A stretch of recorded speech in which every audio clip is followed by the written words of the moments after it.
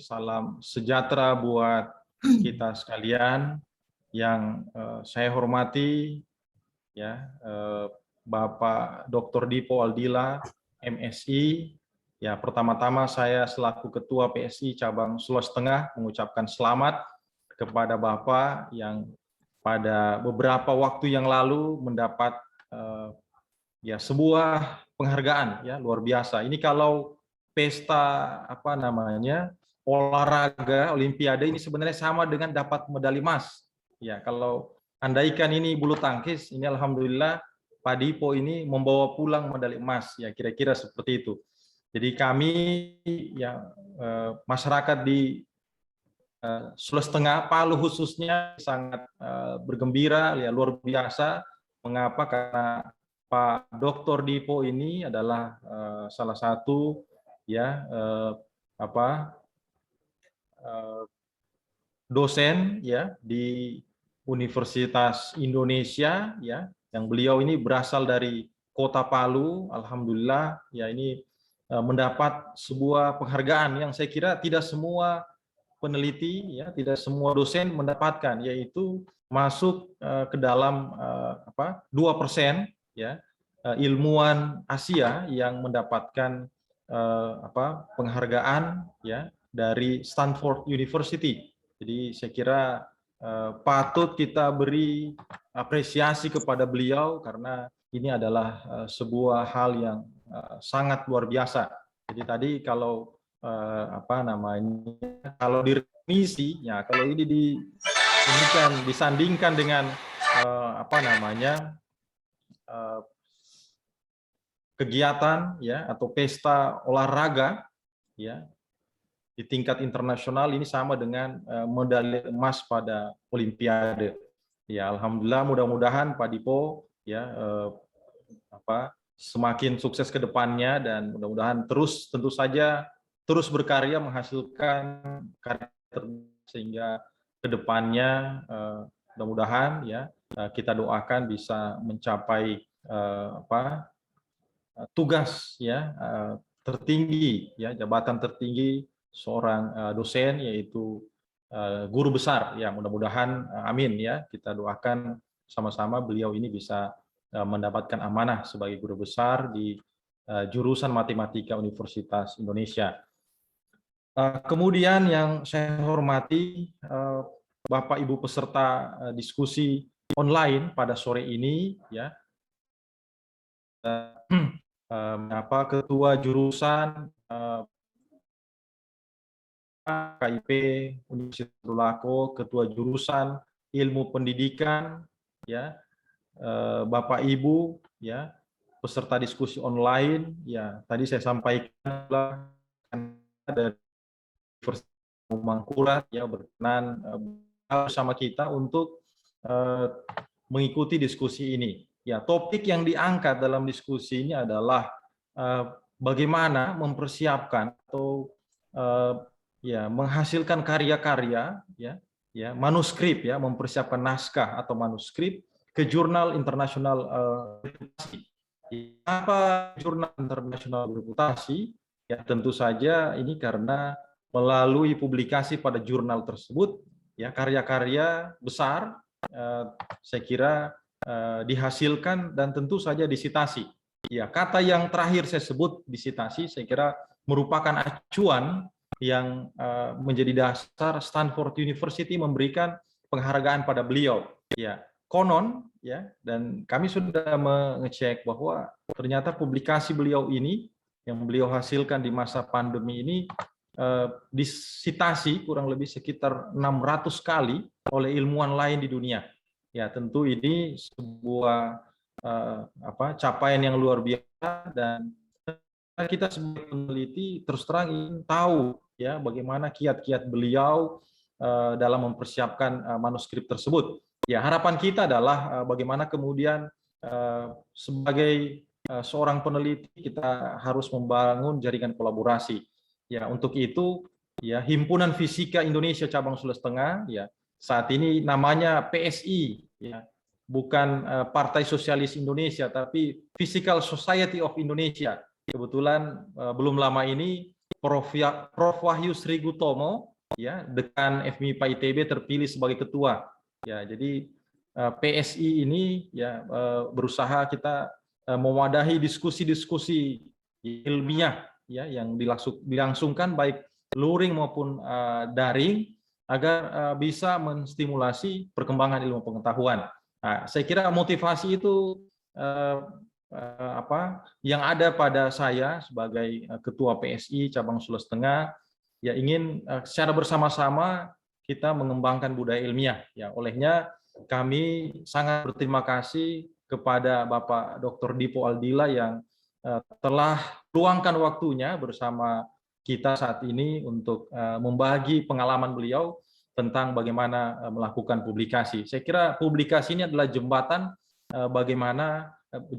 bagi seorang peneliti untuk mengemukakan ide atau gagasannya. Ya, kalau mahasiswa sekarang ada MBKM, nah, dosen itu adalah melalui kegiatan publikasi ilmiah, dikenal oleh dunia melalui publikasinya. Ya, jadi itu barangkali Bapak Ibu sekalian, ya karena ini diskusi online yang sifatnya tidak terlalu formal, ya santai saja sebenarnya, tapi tentu harapan kita dapat memberikan penyegaran ya kepada rekan-rekan peneliti ya di Indonesia, ya khususnya ini kalau saya lihat kotanya berasal dari kawasan Indonesia bagian timur ya, Kalimantan, Sulawesi. Mudah-mudahan ini bisa bermanfaat. Ya, untuk itu Bapak Ibu sekalian, kesempatan ini saya baik. Saya mempersilakan narasumber kita ya, Bapak Dr. Dipo Aldila ya MSI untuk memaparkan ya teknik ya atau cara-cara atau mungkin barangkali bagaimana mengcatch sebuah peluang. Ya, saya kira ini yang penting kita ketahui. Banyak peluang-peluang, banyak masalah-masalah, fenomena di sekitar kita yang mudah-mudahan nanti kita bisa kemas menjadi sebuah tulisan dan mendunia, kira-kira seperti itu. Ya, kami berikan kesempatan beliau ya untuk presentasi kurang lebih 30 menit dan setelahnya kami sangat harapkan respon dari peserta diskusi sore ini. Kepada Bapak Dr. Dipo kami persilahkan. Ya, terima kasih banyak Pak Sahrul. Saya mohon izin saya share screen, Pak. Ya, silakan Pak.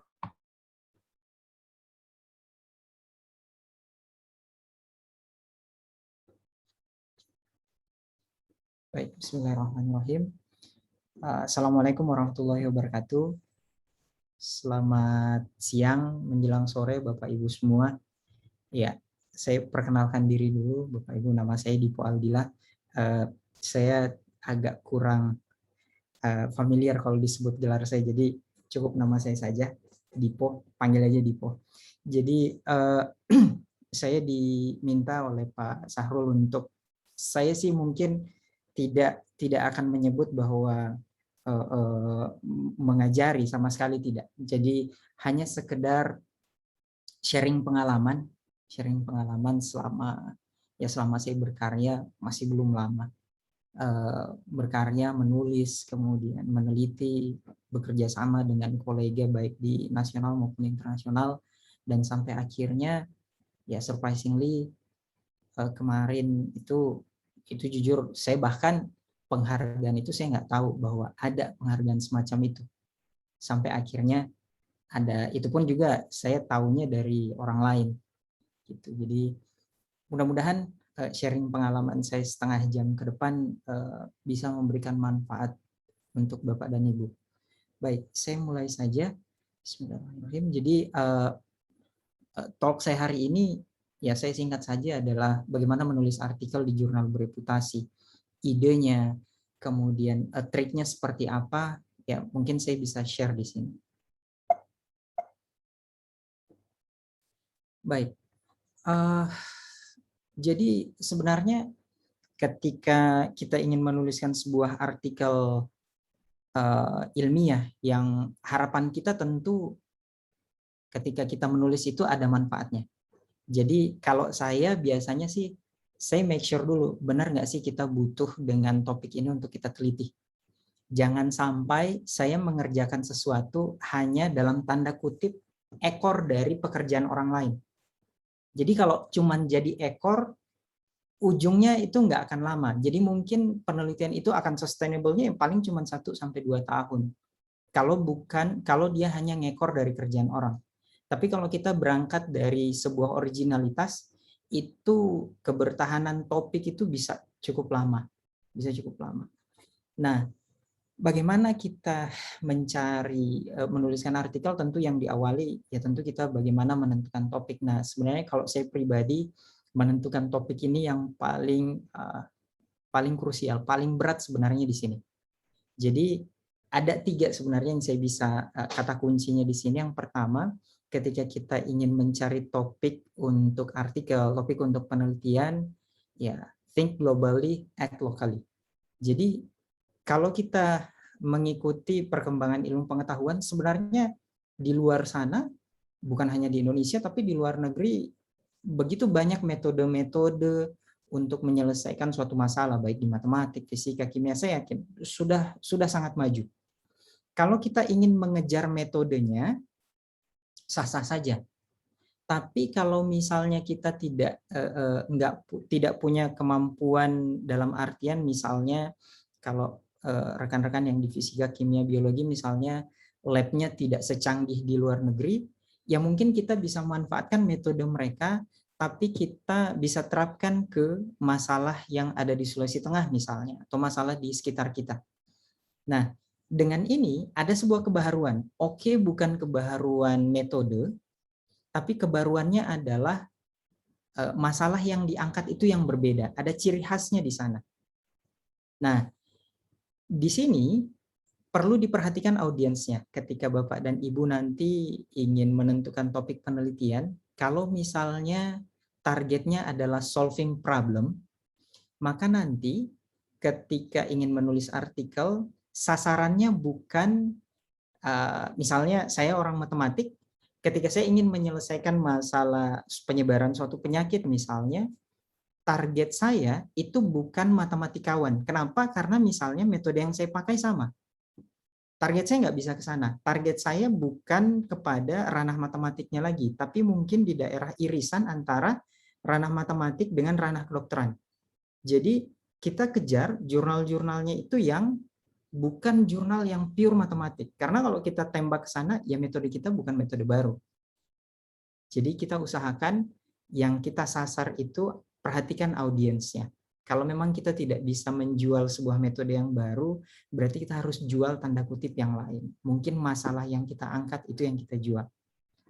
Yang kedua, ini sering sekali saya juga dulu melakukan seperti ini sampai akhirnya promotor saya waktu S3 itu negur. Jadi studi literatur itu yang komprehensif. Kalau Bapak Ibu mau melihat, kalau saya pribadi, kalau saya mau melihat keseriusan seseorang menulis artikel, yang paling pertama saya lihat adalah introduction-nya. Introduction di situ akan kelihatan state of the art dari artikel itu. Kalau dia banyak merujuk, banyak menceritakan tentang perkembangan ilmu pengetahuan di bidang yang sedang dia bahas di introduction, itu artinya dia sangat serius di sana. Dan ini saya pernah submit artikel, waktu itu memang kebetulan dia Q1, dia komen yang paling pertama yang dia sampaikan adalah introduction-nya poor, terlalu lemah. Tidak menunjukkan posisi artikel yang sedang mau direview ini di antara artikel-artikel yang lain, posisinya ada di mana.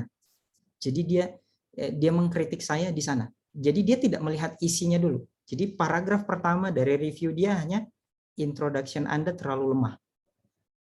Jadi seakan-akan kalau saya mau menerima artikel Anda, ya kelebihan dibanding artikel lain apa? Nah, di sini ini pentingnya studi literatur yang komprehensif. Nah, sayangnya beberapa kali saya mereview artikel itu, yaitu di bab 1 seakan-akan di dalam tanda kutip tidak terlalu diperhatikan. Padahal itu salah satu yang krusial.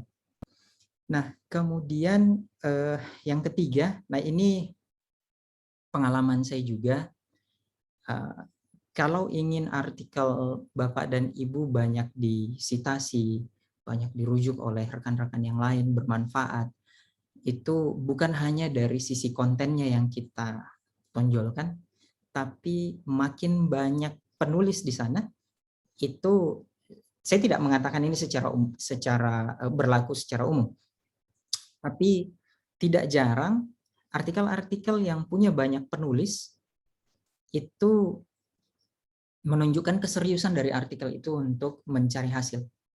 Jadi lebih banyak autor itu kalau saya pribadi akan lebih baik. Tapi banyak di sini tentu harapannya semua berkontribusi, bukan dalam tanda kutip hanya sekedar nebeng nama. Tapi semuanya berkontribusi, karena dengan kontribusi dari berbagai pihak itu artikelnya nanti akan makin kaya. Banyak perspektif yang bisa diangkat. Apalagi beberapa kali kalau saya nulis itu, kita ngajak teman-teman, ada bahkan yang dari kedokteran, ada yang dari meteorologi, itu punya cara pandang yang berbeda-beda. Dan itu enak sekali untuk diceritakan di dalam artikel. Kalau sudah multidisiplin yang autornya. Begitu. Nah, setelah Bapak Ibu menentukan topik, tentu langkah berikutnya ya ini, kita siapkan artikelnya. Nah, menyiapkan artikel ini ya susah-susah gampang sebenarnya. Jadi yang pertama kalau saya sih, saya harus tentukan dulu, saya pengen kemana? Audiens saya siapa nih nanti? Kalau saya nulis artikel ini, saya ingin fokusnya itu menceritakan tentang masalah realnya kah? Atau saya ingin cerita tentang metode matematiknya? Kalau saya ingin tentukan, kalau saya ingin menceritakan isi artikel saya lebih fokusnya kepada matematiknya, maka tentu pendekatan saya ya harusnya dengan metode matematiknya itu yang terbaru, atau ya mungkin nanti artikelnya itu bisa dilihat dengan segala kejelimetan rumus itu mungkin ada di sana. Tapi ketika target kita itu adalah solving problem, real problem di lapangan, misalnya kayak yang saya pengalaman baru-baru ini, saya ingin bercerita tentang COVID-19 di Jakarta, yang saya lakukan, saya tidak akan terlalu fokus kepada pendekatan matematiknya.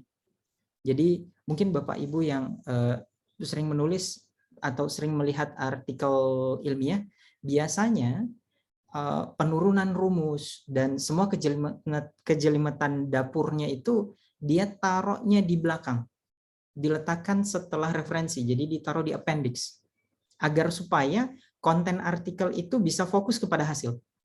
Jadi semua penurunan rumus dan lain sebagainya semua ditaruh di belakang supaya tampilannya menarik. Jadi halaman sebelum referensi itu benar-benar pembaca bisa fokus kepada artikel kita. Seperti itu. Jadi yang pertama, Bapak dan Ibu harus tahu audiensnya nanti siapa. Apakah kita mau fokus ke metodenya atau mau fokus ke solving problem, real problemnya. Kalau seandainya pengen dua-duanya, ya harus hati-hati dalam menjamunya, meramunya. Baik, yang kedua, memilih jurnal yang tepat. Nah, ini saya pengalaman juga dengan beberapa rekan-rekan, memilih jurnal yang tepat ini nggak bisa 1 hari 2 hari. Ini bisa berminggu-minggu. Kenapa? Karena kita harus tahu, biasanya sih saya waktu saya masih S3 itu dimintanya gini, coba cek berapa jumlah, berapa H-indeksnya, dia impact faktornya berapa, kuartil berapa jumlah publikasi per tahunnya, supaya kita tahu tingkat keketatannya seperti apa. Kemudian lihat juga rata-rata dia mulai dari submit sampai akhirnya dia terbit, dia butuh berapa lama. Dan seperti itu. Jadi kita perlu research sampai seperti itu, dan bahkan kalau perlu kita lihat editorialnya siapa. Misal saya di bidang A, saya yakin Bapak dan Ibu untuk bidang spesifikasi Bapak dan Ibu pasti ada orang, ada peneliti, ada ilmuwan yang sering menjadi rujukan Bapak dan Ibu. Nah, kalau di bidang saya misalnya, saya akan cari si yang bersangkutan ini dia menjadi editorial tim di jurnal mana. Karena saya pengen artikel saya direview sama dia. Karena ketika dia yang mereview, dia akan tahu kurang dan lebihnya artikel saya nanti. Jadi sampai sebegitu detailnya kita untuk mencari jurnal yang tepat. Karena salah memilih jurnal, ini bisa fatal. Ini beberapa contoh yang saya bisa ceritakan ketika salah memilih jurnal. Yang pertama, pernah ada pengalaman kami salah pilih jurnal, itu ketemu reviewer yang terlihat bahwa sepertinya bukan bidangnya. Jadi kami mendapatkan reviewer yang bukan orang matematik. Akibatnya reviewnya itu singkat sekali. Hampir tidak ada revisi bahkan. Hampir tidak ada revisi. Jadi kalau seperti itu rasanya nggak serk kalau umpamanya artikel kita udah disubmit nunggu lama terus nggak ada revisi sama sekali, kok kayaknya aneh gitu. Atau pernah juga kami dapatkan salah milih jurnal juga, nunggunya lama sekali, udah nunggu hampir setengah tahun. Setelah setengah tahun berlalu, kami harus ngejar editorial timnya dan balasannya adalah, maaf, paper Anda tidak sesuai dengan topik jurnal kami. Itu udah nunggu 6 bulan, kemudian ditolak tanpa alasan saintifik, lebih kepada masalah teknikal. Jadi itu krusialnya bagaimana memilih jurnal yang tepat. Kemudian yang ketiga, ketika Bapak dan Ibu menyiapkan artikel, saya juga di sini ada yang krusial adalah menggunakan bahasa Inggris yang elegan. Jadi saya masih ingat sekali waktu masih sekolah, promotor saya itu bilangnya gini, Bapak Ibu. Bahasa Inggris itu ada tiga level. Level yang paling rendah itu tensisnya amburadul. Yang penting lawan bicara kamu paham. Itu udah bahasa Inggris yang paling rendah. Kemudian yang level kedua, yang level pertama ini biasa dipakai dalam bahasa sehari-hari. Level yang kedua, tensisnya pas, tapi bahasa yang digunakan masih bahasa yang common, bahasa yang sehari-hari. Nah, ini biasanya dipakai ya mungkin dalam tulisan-tulisan, tapi bukan tulisan selevel artikel atau jurnal ilmiah. Nah, yang ketiga ini level yang elegan kalau kata beliau. Level yang ketiga ini tensisnya benar, bahasanya pas, singkat, padat, jelas, dan menggunakan bahasa-bahasa yang lebih mungkin bahasanya itu bukan bahasa sehari-hari, tapi memberikan makna yang sama. Nah, saya pribadi, saya tahu level saya tidak mampu sampai di sana karena saya bukan seorang native speaker. Sehingga yang saya lakukan untuk sampai di level ketiga itu, saya butuh proofreader. Saya harus mencari proofreader profesional. Saya nggak bisa mencari rekan-rekan dari, saya minta maaf sekali, saya tidak bisa meminta rekan-rekan dari jurusan bahasa Inggris untuk memproofread paper saya. Saya nggak bisa. Kenapa? Bukan karena masalah bahasa Inggrisnya saja, tapi karena ada beberapa istilah matematik yang mungkin rekan-rekan bahasa Inggris tidak terbiasa dengan itu. Jadi kita butuh proofreader profesional. Memang proofreadernya itu background-nya orang matematik dan kita bayar dia, apa boleh buat. Karena tidak jarang ketika bahasa Inggrisnya tidak baik, itu bisa langsung di-reject tanpa di-review. Papernya bisa di-reject tanpa di-review. Jadi nggak perlu diteruskan ke reviewer, itu bisa saja alasannya hanya karena bahasa Inggrisnya poor. Jadi seperti itu. Itu yang ketiga. Yang keempat, ini sering juga mungkin sepele, tapi ya itu terkait kualitas dari ilustrasi gambarnya. Biasanya kalau Bapak dan Ibu kita mensubmit artikel, kemudian di dalam artikel itu ada beberapa gambar. Nah, sering saya beberapa kali itu mereview artikel, itu kualitas gambarnya jelek sekali, itu pixelnya mungkin kecil sekali, jadi pecah. Nah, kalau sudah seperti itu kan dari sisi kualitas gambar, kualitas artikelnya jadi dipertanyakan. Kok bisa gambarnya itu pecah sekali seperti itu? Makanya biasanya ada beberapa jurnal itu di instruction for authors-nya itu ada salah satu requirement-nya adalah ada kualitas gambar paling minimum yang boleh disubmit. Itu ada. Beberapa jurnal mensyaratkan seperti itu. Jadi hati-hati. Kemudian yang kelima, ini adalah perhatikan format artikel. Meskipun ini tidak wajib, tapi tidak jarang ada jurnal-jurnal yang meminta Bapak dan Ibu itu mengikuti format mereka. Jadi kalau nggak ikutin format, syukur-syukur kalau dikembalikan untuk diperbaiki formatnya. Paling jelek kalau jurnal itu banyak peminat, kemudian konten kita juga nggak juga yang wah banget, ini hanya karena salah format artikel, ini bisa dibalikin, di-reject. Bukan cuma disuruh perbaiki, tapi bisa langsung di-reject seperti itu. Jadi diperhatikan masalah penulisan format artikel. Dan yang keenam, ini juga sangat penting adalah perhatikan judul dengan seksama. Judul, kalau saya pribadi, pengalaman saya, judul tidak boleh panjang. Sebisa mungkin sesingkat-singkatnya. Tapi tidak boleh menghilangkan esensinya dan harus mengandung kata kunci. Jadi kalau orang nanti misalnya, oh saya pengen cari tahu tentang misalnya topik X itu bisa saja kalau memang paper kita itu kata kunci itu masih jarang dipakai, bisa saja paper kita akan muncul yang paling atas. Seperti itu. Jadi judul, ini saya ingat sekali, waktu saya menulis paper saya yang pertama kali waktu saya masih S3, ini dengan promotor saya, judul ini saya lebih dari 1 minggu, ini cuman coret judul, ganti terus judulnya. Beliau nggak pernah serak, jadi selalu kok kayaknya ada yang aneh, ganti lagi. Suruh udah mikir dulu, nanti baru kita pikirin lagi kira-kira apa judul yang pas. Karena judul yang kepanjangan itu jadi susah untuk diingat, dan kalau terlalu banyak kata bantu nanti akan menyamarkan kata kunci, keywords kita di judul itu jadi tersamarkan.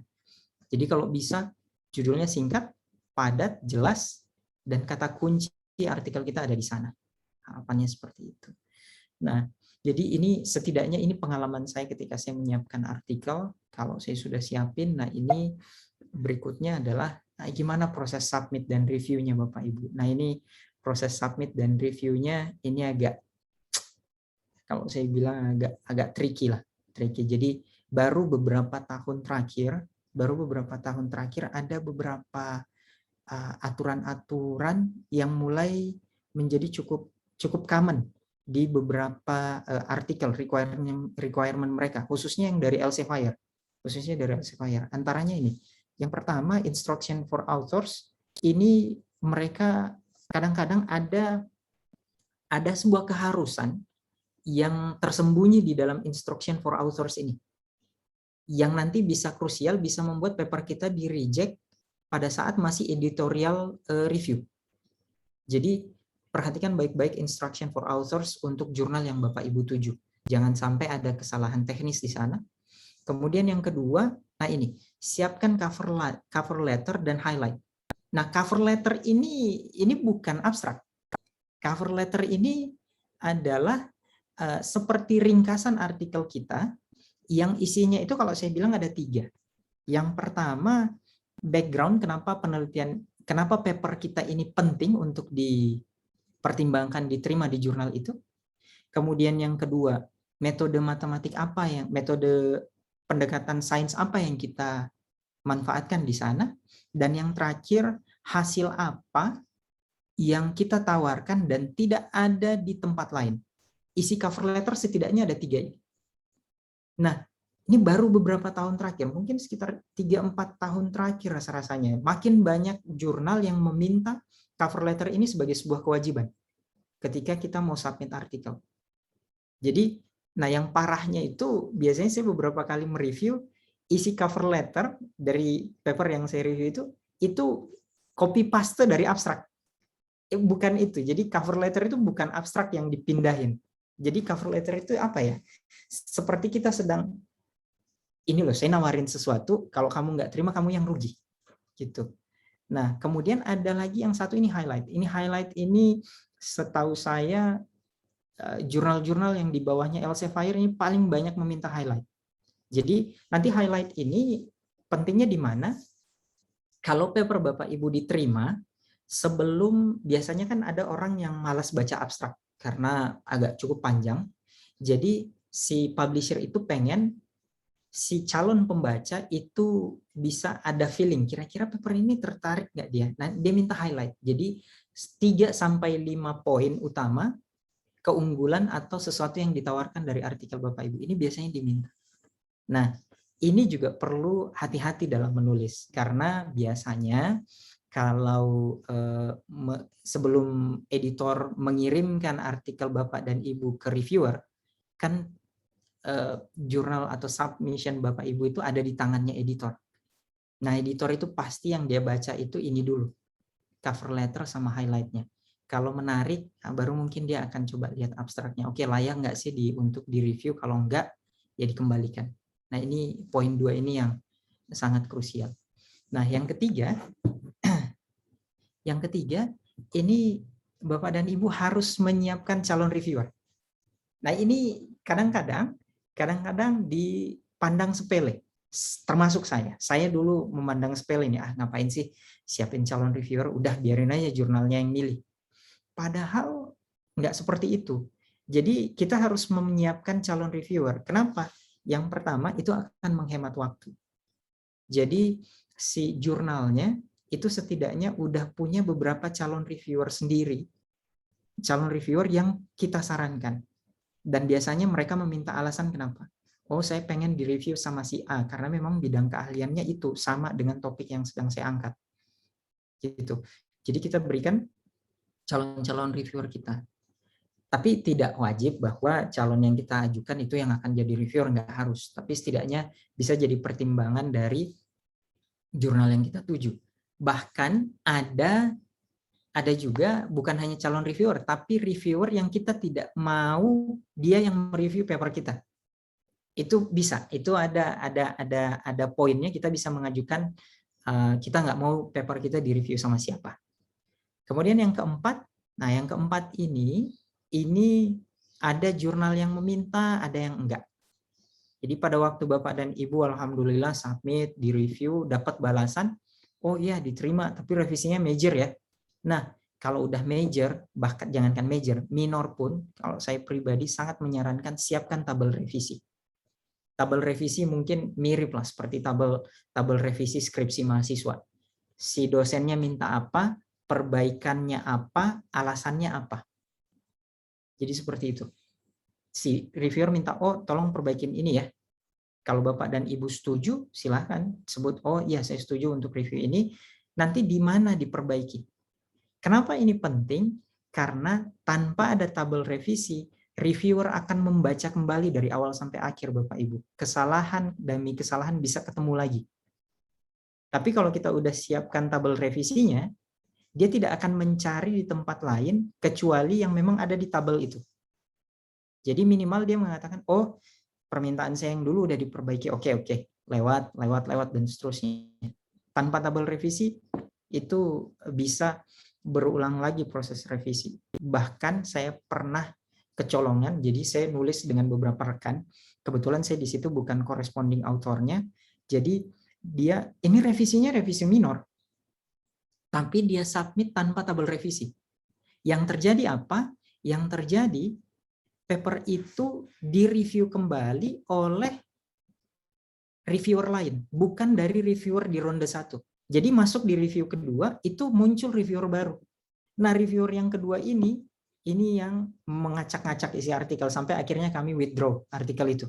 Jadi, sepele tapi ternyata sangat krusial ini tabel revisi. Jadi gara-gara itu akhirnya kami udah nunggu hampir 1 tahun, sampai akhirnya ketemu dengan reviewer yang di ronde kedua itu yang pengen merubah total, akhirnya kami cabut artikelnya dari situ.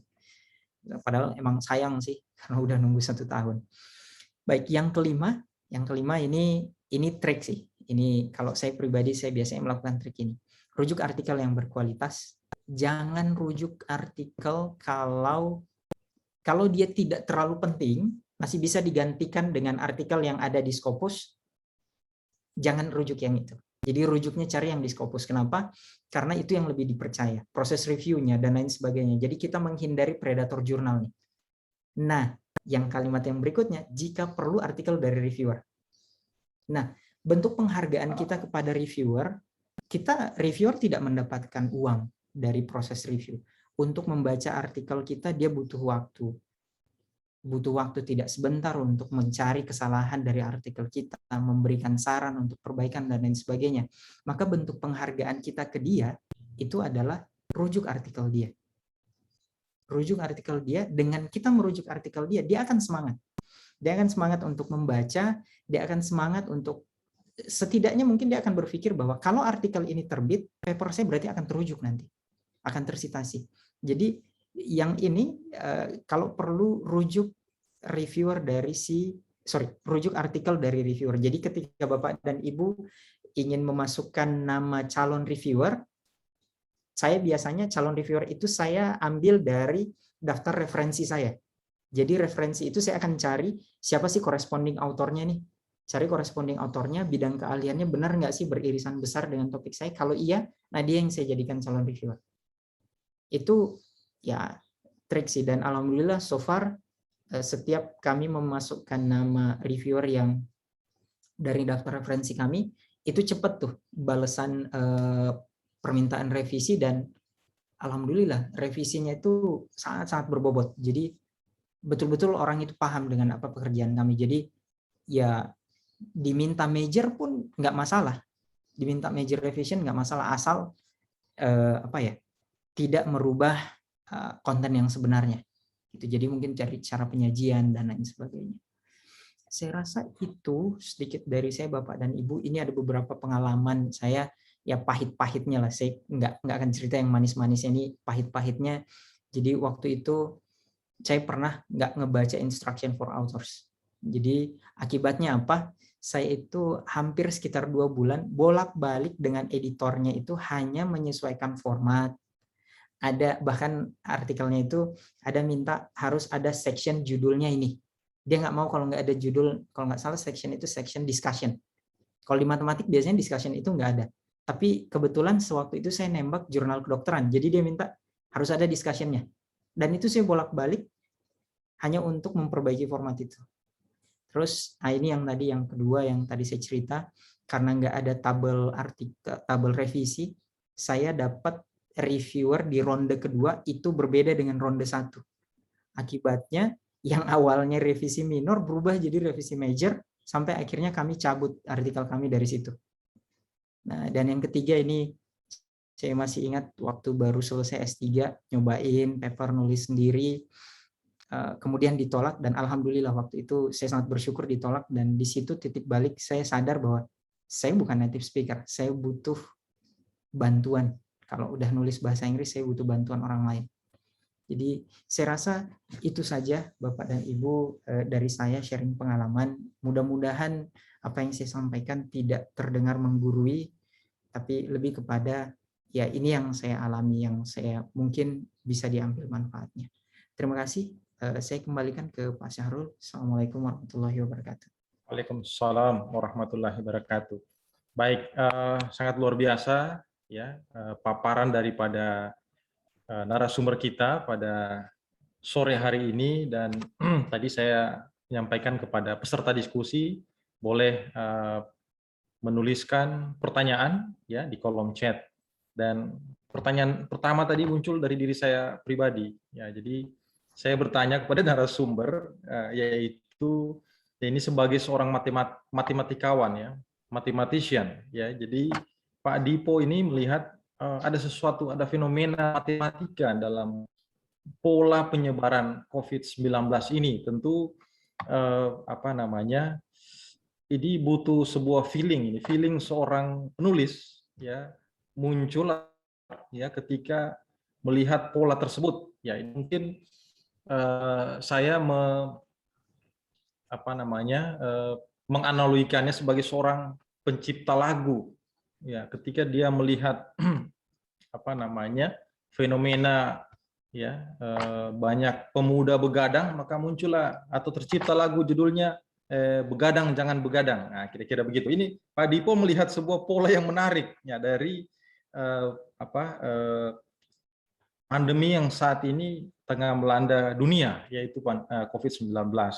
Nah, tentunya fenomena apa yang Pak Dipo lihat ketika mengamati pola penyebaran COVID-19 ini, ya mungkin tadi sempat bercerita itu studi kasus di Jakarta, ya Ya, mungkin boleh diceritakan sedikit. Makasih, baik. silakan Pak. Ya. Terima kasih Pak Sahrul. Jadi saya mengutip sedikit yang tadi Pak Sahrul sempat sebut di awal kita ketemu. Jadi Pak Sahrul sempat sebut kita harus sering melakukan diskusi ilmiah. Nah, ini yang terjadi dengan paper COVID saya itu. Jadi diskusinya tidak formal, Bapak Ibu, sama sekali nggak formal. Jadi waktu itu ada kalau saya masih ingat itu momennya itu sekitar bulan April 2019, lagi heboh-hebohnya COVID. Jangankan mau pergi belanja, 2019, karena kan kita Maret 2019 itu stop kuliah. Nah, April 2019 itu kemudian jangankan untuk pergi berbelanja, mau keluar dari rumah aja itu kita takut. Nah, yang terjadi waktu itu sempat ngobrol dengan teman-teman, ini COVID belum juga sampai puncaknya, pemerintah udah mau nerapin new normal. Ini kok sengawur itu gitu loh. Itu diskusi yang sesimpel itu. Kemudian ada desakan dari permintaan ya dari kalangan saintis, bukan, saya tidak sebut saintis ya. Jadi ada permintaan dari fakultas waktu itu. Tolong dong setiap dosen coba deh berkontribusi. Permintaannya seperti itu, sesederhana itu sih, dan itu tidak formal. Jadi hanya sekedar obrolan yang mungkin turun ke kadep terus ngomong ke kita. Silahkan kalau ada yang mau berkontribusi. Nah, pada waktu itu saya masih ingat sekali di awal-awal COVID menyebar itu, mungkin Bapak Ibu juga sering melihat banyak sekali orang-orang yang mencoba melakukan prediksi. Ini kapan nih COVID-nya selesai? Ini kayaknya nanti puncaknya itu di sini nih. Tapi sayangnya itu, saya minta maaf sekali, itu ditelan mentah-mentah oleh warga, ditelan mentah-mentah oleh masyarakat, tidak mencari tahu metodenya itu apa yang dilakukan di belakangnya. Metode itu valid kapan dia tidak valid. Hal-hal yang seperti itu yang muncul di media tanpa pernah menceritakan ke kita, ini samplingnya kayak gimana sih? Ini dasar dia melakukan penelitiannya, metodenya, pendekatannya, ini nggak diceritain sama sekali. Padahal kalau kita tahu itu, kita akan tahu ini bisa diterapin kapan. Nah, dari situ saya pribadi langsung berpikir, loh, kok udah banyak orang yang mencoba memprediksi, tapi saya coba cari di Scopus, nggak ada sama sekali yang membahas tentang COVID di Indonesia. Sama sekali tidak ada. Jadi semua hanya terbatas sampai ya mentok-mentok di media udah selesai, masuk media cetak, media elektronik udah. Saya berpikir kenapa enggak? Akhirnya yang saya lakukan, kebetulan waktu itu baru selesai kuliah topik khusus mahasiswa S1. Jadi di tengah kuliah itu saya ngobrol-ngobrol sama mahasiswa, saya ajakin, mau nggak nulis bareng? Mahasiswa saya semangat, iya Pak, ayo saya bantuin deh Pak, saya nanti bisa di sini. Oke, ya udah. Jadi paper itu ditulis saya bersama mahasiswa-mahasiswa saya yang S1 dan ada satu rekan dari luar negeri. Hanya datang dari obrolan-obrolan sederhana seperti itu Pak, dan mencoba mencari tahu kira-kira saya bisa berkontribusi di mana. Dan alhamdulillah paper itulah yang citasinya itu kurang dari 2 tahun udah hampir 60. Dan saya coba cari, saya telusuri siapa aja sih yang merujuk artikel itu, dan alhamdulillah banyak yang paper yang non matematik. Karena memang target kami waktu itu, saya bilang kita nggak akan coba matematik yang baru karena kita nggak ada waktu, kita nggak punya waktu untuk mencari kebaruan matematiknya, jadi kita coba lebih fokus ke problem solvingnya aja. Gimana kita menyikapi kebijakan dari pemerintah yang pada waktu itu mau melonggarkan PSBB. Padahal kasus masih terus naik, terus tiba-tiba pemerintah, oke, kita mau longgarin PSBB karena ekonomi lagi carut-marut. Nah, waktu itu kita lakukan analisa di sana, apa yang terjadi kalau PSBB-nya di stop sekarang, 1 minggu kemudian, 2 minggu kemudian, dan seterusnya. Itu yang kami lakukan, dan alhamdulillah itu yang mendapat respon yang cukup baik. Jadi kalau saya garis bawahi, sebenarnya waktu itu berangkat dari real problem. Jadi bukan saya datang, saya pengen bawa matematik, saya pengen nerapin kemana ya. Enggak. Tapi saya melihat masalah, oh ini masalah, mudah-mudahan saya bisa selesai. Mudah-mudahan saya bisa berkontribusi di sana, dan alhamdulillah itu dapat respon yang cukup baik. Saya rasa seperti itu Pak Sahrul. Terima kasih Pak. Baik, terima kasih Pak Dipo atas penjelasannya. Saya kira apa namanya pada kesempatan ini ya ini para peneliti dari disiplin ilmu berbeda juga mungkin berpikir bahwa kontribusi apa yang bisa diberikan untuk penanganan kasus ini. Ya, sebut saja ini beberapa rekan dari pendidikan anak usia dini, dari agribisnis, dari bahasa, ya, dari sastra Indonesia dan seterusnya. Ini saya lihat begitu banyak rekan-rekan peneliti yang bergabung di grup diskusi ini. Mudah-mudahan kita mulai berpikir ya apa yang kita bisa lakukan untuk untuk menangani masalah dunia saat ini. Ya baik, lebih lanjut di chat ya, di room chat itu ada beberapa pertanyaan lain ya. Saya lompati ini pertanyaan dari Pak Dr. Jamaluddin Sakung karena ini pertanyaannya senada dengan pertanyaan saya. Kemudian ada pertanyaan Ibu Nur Sehang, ini bertanya tentang ya ini tabel revisi dibuat oleh penulis. Ya ini mungkin saya bisa langsung sampaikan, teruskan informasi dari narasumber tadi bahwa benar ini yang membuat tabel revisi itu adalah si penulis. Ya jadi untuk merespon ya hasil review ya dari naskah yang telah disubmit tersebut.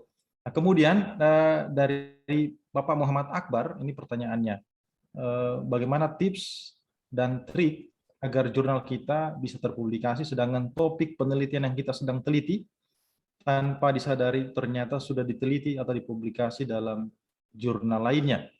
Ya, apakah perlu memunculkan aspek originalitas? Ya, saya kira mungkin bisa ditanggapi oleh narasumber kita. Silakan Pak Dipo. Baik, ya terima kasih Pak atas pertanyaannya. Jadi saya manggilnya Pak Akbar ya. Baik, jadi ini sama seperti yang tadi saya cerita Pak.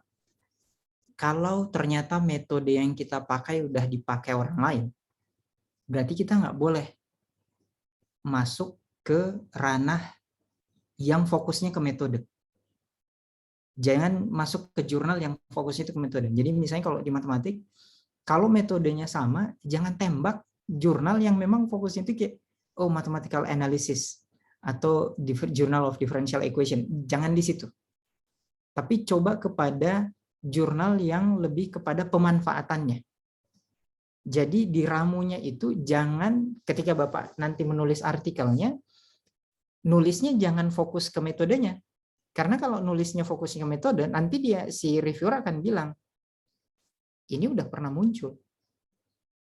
Jadi pasti akan di-reject. Jadi yang Bapak fokus itu adalah pemanfaatan metode itu di masalah apa. Misalnya studi kasusnya yang diangkat misalnya masalah misalnya COVID-19 di Palu. Kalau mau memanfaatkan model matematik, ya semua orang udah ngeluarin model matematik gitu. Bahkan ada beberapa yang mirip. Tapi ketika kita fokuskan misalnya di judulnya itu How to Understand COVID-19 in Palu misalnya. Jadi kita nggak fokus ke metodenya, nah itu lebih trustable dan targetkan jangan target ke jurnal matematik. Kalau saya sendiri itu pernah mengalami, saya coba share screen Bapak dan Ibu. Jadi ini yang terjadi pada waktu itu. Jurnal ini pendekatannya mirip sekali dengan pendekatan yang saya lakukan di artikel saya yang lain. Dan saya sadar, oh ini nggak bisa, saya nggak boleh nih tembak ke matematik. Jadi yang saya lakukan apa? Saya mau fokus ke interpretasinya saja. Jadi karena saya mau fokusnya ke interpretasinya, saya targetnya itu jurnal justru ini BMC ini biomedical apa gitu. Jadi ini lebih fokus kepada kedokterannya. Jadi si reviewer memang dia tidak akan fokus ke metode matematiknya karena memang jurnal ini lebih kepada gimana kita menggunakan metode untuk men-solve sesuatu. Metodenya sama, nggak masalah.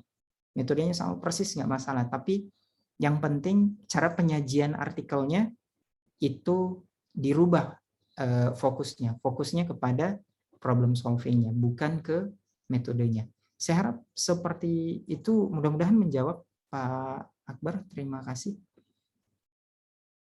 Ya, baik, terima kasih. Berikutnya saya lanjut ke pertanyaan dari Ibu Cikal. Ya, ini pertanyaannya terbagi dua. Yang pertama yaitu bagaimana membuat latar belakang yang baik dan benar. Ya, beliau maksudkan dalam studi kuantitatif. Pertanyaan berikutnya ada pertanyaan susulan. Bagaimana cara mengetahui jurnal predator? Nah, ini predator ini mirip seperti buaya berkalung ban yang ada di Palu ini. Ya, kira-kira begitu. Dua pertanyaan Pak Dipo dari Ibu Cikal. Silakan. Baik, ya. Terima kasih Bu Cikal. Jadi saya ke pertanyaan pertama, bagaimana cara membuat latar belakang yang baik dan benar? Yang saya biasa lakukan, dan saya juga sarankan sih kepada mahasiswa saya biasanya kalau mau nulis skripsi, coba deh banyak-banyak baca artikel, banyak-banyak. Kalau kamu nggak bisa bilang, kalau kamu nggak bisa baca sepenuhnya, baca introduction-nya aja. 5 kamu baca artikel itu introduction-nya, kamu akan dapat gaya penulisan introduction yang pas. Coba dibaca. Jadi saran saya, Ibu, coba dibaca, lihat cara penulisan orang di jurnal-jurnal yang cukup mentereng ya, misalnya yang ada di bawah Elsevier atau Springer. Jadi latar belakang itu isinya, kalau saya biasanya gini, mulai dari hal yang paling umum dulu,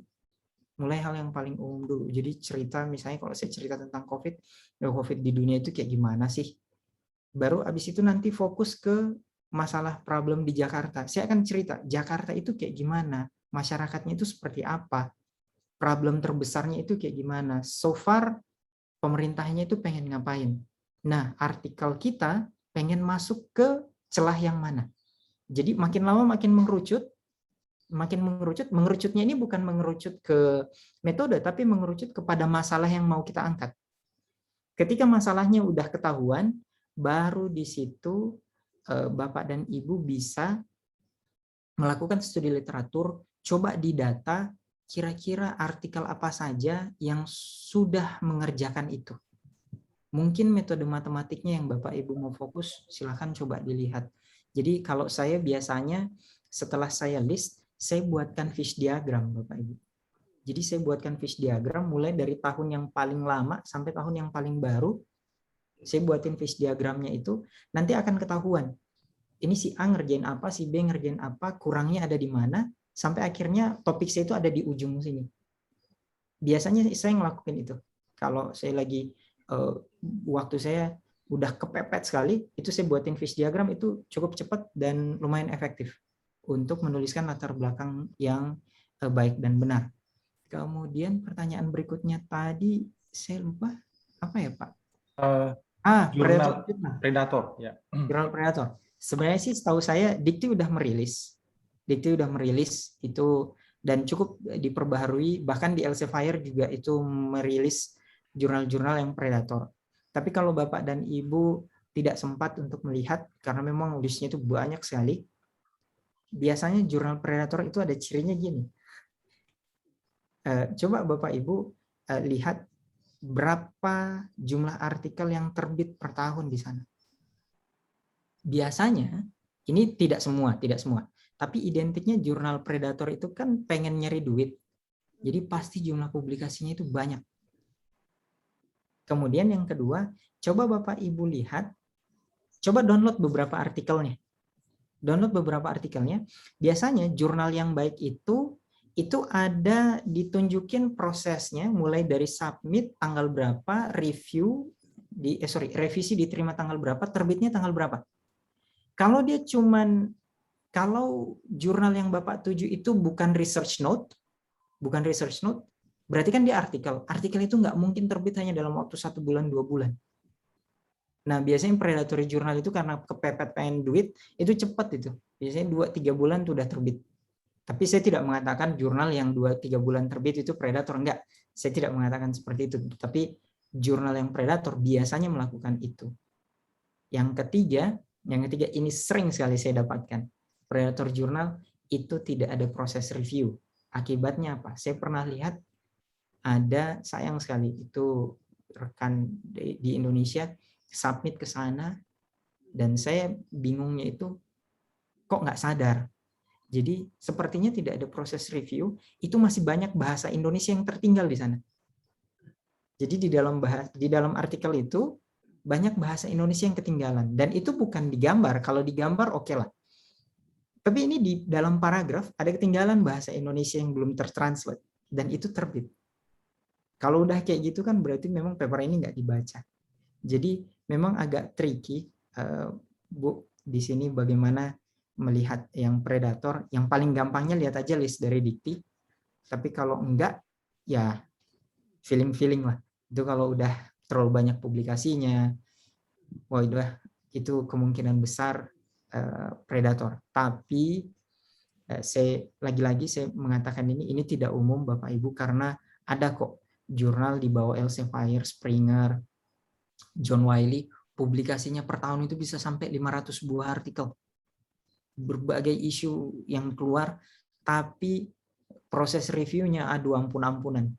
Itu bisa sampai 1 tahun lebih. Saya pernah submit, saya pikir bakal mudah nih, karena banyak isu yang keluar setiap tahunnya, banyak volumenya. Tapi proses review saya sampai 1 tahun 8 bulan. Dan alhamdulillah, tapi memang itu sangat-sangat worth.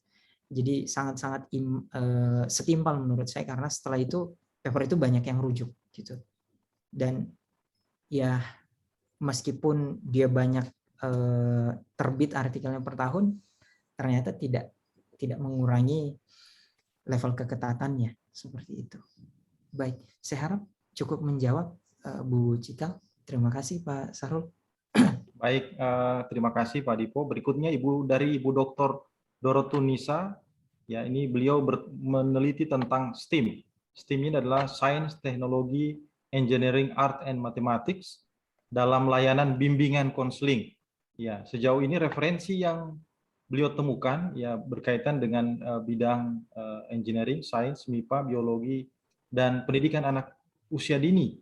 Ya, bagaimana jika ya beliau melakukan ini menjadi sebuah kebaruan atau justru dipertanyakan karena kajian sebelumnya belum ada. Ini sebenarnya konsultasi ini barangkali Ibu Nisa, Dr. Nisa yang saat ini sementara meneliti tentang STEAM tadi, ya beliau melihat bagaimana kalau atau apa kontribusi bidang beliau dalam pengembangan STEAM tersebut. Kira-kira itu maksud dari Ibu Nisa tersebut. Ya.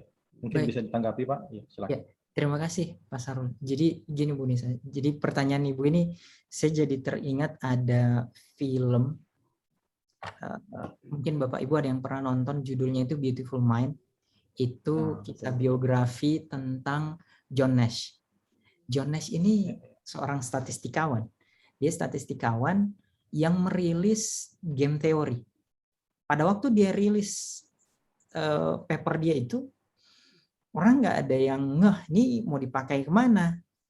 Jadi waktu itu dia masih cukup muda, dan dia tidak sadar bahwa suatu saat nanti pekerjaan dia itu akan sangat merubah cara pandang ekonom pada waktu itu. Dia nggak sama sekali tidak menyangka. Bahkan di film itu dicerita bahwa game teori itu berangkat dari bagaimana caranya dia bisa dapatkan pasangan untuk pesta. Dia harus berkompetisi dengan pria-pria yang lain untuk satu orang wanita. Dan itu memunculkan tentang game teori. Nah, saya rasa di sini sebenarnya masalahnya sama, Bu. Jadi topik yang Ibu mau angkat ketika belum banyak orang yang membahas, bukan berarti bahwa topik ini tidak menarik.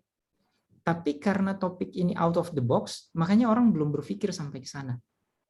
Tidak ada salahnya, Ibu coba fokus ke sini, dan tidak menutup kemungkinan siapa tahu nanti ke depannya Ibu yang memang ahli di bidang ini, kalau pengen bicara tentang STEAM di bidang BK, ya rujukannya ke Ibu, misalnya seperti itu. Itu tidak menutup kemungkinan. Tapi memang ketika hal yang baru mau dirilis, Ibu harus hati-hati memilih jurnalnya. Harus hati-hati karena ketika sesuatu itu masih tidak terlalu common, nah ini reviewernya ini tricky nih, editorialnya jadi bakal tricky. Jadi ibu harus mencari jurnal yang bisa menerima hal-hal yang out of the box seperti ini, Bu. Jadi kalau saya sarankan terusin aja, Bu. Kalau belum banyak orang mengerjakan bukan berarti itu nggak menarik kok. Bisa aja justru itu yang ibu nanti jadi leadernya di sana. Saya harap cukup menjawab. Terima kasih Pak Dipo. Ya, terima kasih. Ya. Saya Baik, kembali. ya, terima kasih Pak. Saya lanjutkan penelitian, pertanyaan dari Ibu Amelia. Ini sepertinya kawan Bapak ini ketika sekolah di SMA 1 Palu ini. Nah, jadi beliau mengatakan bahwa ya, ini beliau sepertinya perlu dikuatkan semangatnya.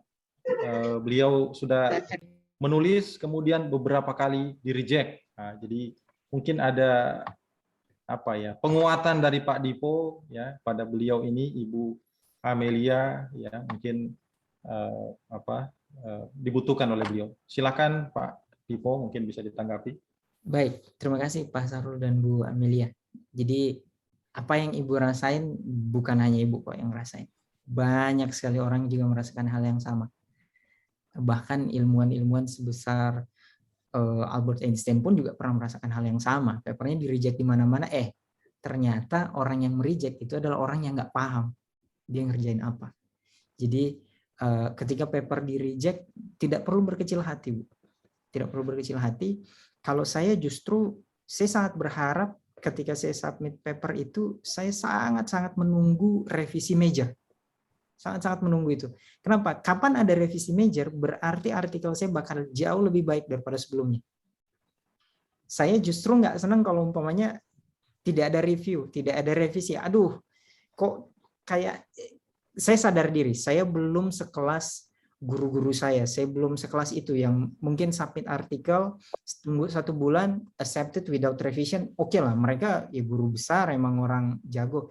Saya bukan orang seperti itu. Jadi kalau paper saya diterima tanpa review, saya jadi bertanya-tanya dan beberapa kali saya langsung withdraw aja. Saya cabut artikel saya dari situ karena kok jadi dipertanyakan, jangan-jangan predator jurnal. Jadi kembali ke pertanyaan Ibu, kalau paper Ibu masih ditolak, coba dilihat revisi yang diminta atau alasan jurnal tersebut mereject. Mungkin ada pelajaran yang bisa diambil dari sana. Biasanya kalau rejectnya itu masih di awal-awal, biasanya sih alasannya ya topiknya tidak sesuai dengan jurnal, atau formatnya tidak sesuai, atau bahasa Inggrisnya yang kurang pas, mungkin seperti itu. Tapi kalau udah sampai di tahap proses review kemudian di reject, nah hasil reviewnya itu jangan didiemin. Meskipun kita sudah di-reject, dikerjain aja. Dikerjain, dirapihkan kembali artikelnya, submit ke tempat yang lain. Nah, ketika mensubmit ke tempat yang lain, jangan pilih ke jurnal yang 11-12 sama jurnal yang sebelumnya. Jadi, kalau misalnya jurnal yang sebelumnya itu topiknya itu fokusnya misalnya ke metode, jangan kejar target jurnal yang metode lagi. Karena kemungkinan besar akan mendapatkan hasil yang sama. Coba cari yang jurnalnya mungkin di daerah ranah abu-abu misalnya. Metodenya iya, tapi aplikasinya iya. Coba ditembak ke sana. Jadi memang ketika paper di reject, perasaan down pasti ada. Perasaan down pasti ada. Dan ya, kalau saya sih biasanya menghibur, ya di reject sekali nggak apa-apa lah. Toh juga bukan saya sendiri di dunia ini, banyak kok juga orang yang di reject. Jadi masih bisa kita cobain. Submit kembali, dan hati-hati dalam memilih jurnal berikutnya supaya hasilnya nggak sama lagi. Saya harap menjawab Bu dan Pak Sarul. Baik, terima kasih Pak Dipo untuk kesekian kalinya. Sebelum kita beralih ke mode tanya langsung, ada beberapa peserta diskusi ini ingin bertanya langsung. Ada Pak Dr. Junaidi, ada Pak Dr. Jamaluddin Sakung. Sebelum kita beralih ke situ, ada satu penanya ini ya yang masih ada di room chat, ya, Ibu Nurjana dari Prodi Pendidikan Fisika. Beliau bertanya, ya, bagaimana cara membagi kesibukan? Nah, ini luar biasa ini. Di tengah kesibukan yang begitu padat, gimana caranya membagi waktu Ini apalagi sekarang ini Ibu Nurjana ini terlibat di kegiatan MBKM, kegiatan-kegiatan luar biasa. Gimana caranya ini membagi waktu? Tentu ini punya kiat-kiat tersendiri. Mungkin bisa dibagi kiatnya Pak Dipo. Silakan. Baik, terima kasih Pak Sahrul dan Bu Nurjana. Jadi apa yang Ibu rasain, rasa-rasanya hampir semua dosen-dosen pun juga merasakannya. Jadi kuliah online ini namanya aja yang online, tapi dari sisi persiapannya itu kita betul-betul dibuat keteteran. Karena kalau saya pribadi di UI itu dituntut nggak boleh ngirimin video ke mahasiswa. Jadi kalaupun video yang dikirim itu nggak boleh video dari YouTube. Anda yang buat videonya sendiri, tunjukin wajahnya di video itu, siapin PPT-nya, jadi mahasiswa bisa memilih mau nonton video atau PPT. Wah, itu benar-benar itu kerepotan sekali. Jadi apa yang saya lakukan, terdengar klasik mungkin, tapi saya jadi lupa waktu. Klasik, tapi memang begitu keadaannya. Rasa-rasanya itu Senin sampai Minggu itu hari kerja terus. Seperti itu. Jadi pada saat jenuh saja akhirnya saya tinggalin. Kalau udah jenuh baru saya tinggalkan. Bahkan sampai waktu itu ya istri saya mengeluh, kok kayaknya nggak ada waktu jedanya. Bangun tidur nulis lagi. Karena hanya itu waktunya. Jadi pada waktu saya nggak ngajar, ya saya nulis. Dan memang ketika kita mau mengejar jumlah dari sisi kuantitas menulis, kita perlu tanda kutip pasukan di sini, Bu. Pasukan di sini kita nggak bisa one man show. Kita nggak bisa one woman show.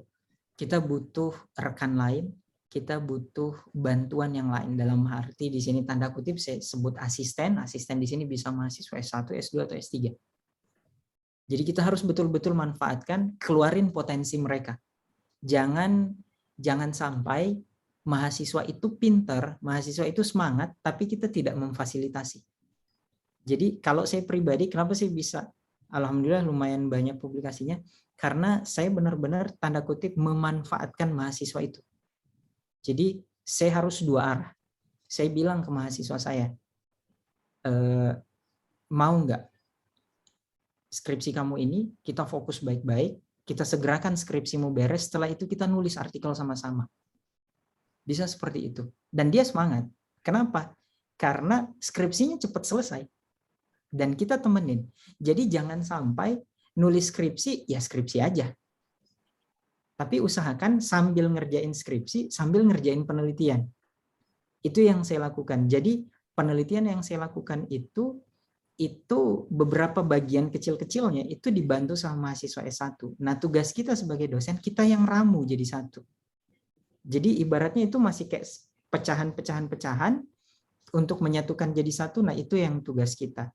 Jadi trik saya bagaimana bisa menulis banyak artikel, ya memang apa ya, hampir saya katakan Bu, waktu itu tidak jelas lagi kapan jam kerja, kapan jam istirahat waktu itu.